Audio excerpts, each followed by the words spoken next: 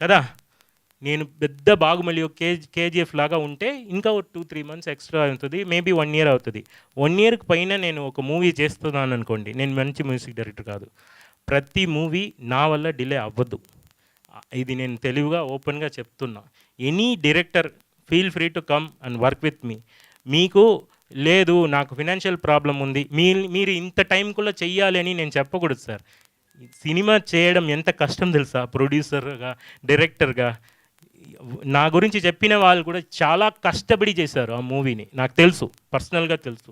Movie ఆగి ఆగి చేశారు, చాలా కష్టం. ఇప్పుడు చెప్పారు కదా, చాలా కష్టపడిదా ఒక మూవీ బయట వచ్చినారు. మీరు ఈ టైంలో చేయండి అని చెప్తే అది అహంకారం, నేను అలా చెప్పను.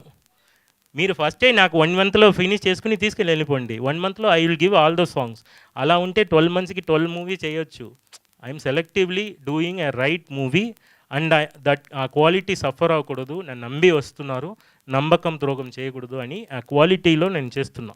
This is the end of the controversy. So I'm telling you, all the directors feel free to think, investigate చేయండి ఎలా చేశారు అని ఇన్వెస్టిగేట్ చేయండి.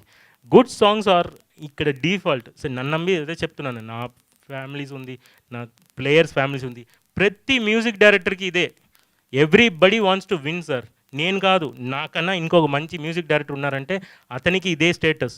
So every one wants to win. ఇలాంటి చిన్న చిన్న ఐడియాలజీలో అది ఒక కోపంలో ఏదో ఒక రోజు తిడతారు, రేపు కలిసిపోతారు.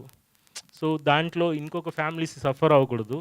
So I want to give a good music because అన్నం పెట్టింది తెలుగమ్మ, నేను ద్రోగం చేయను. Thank you.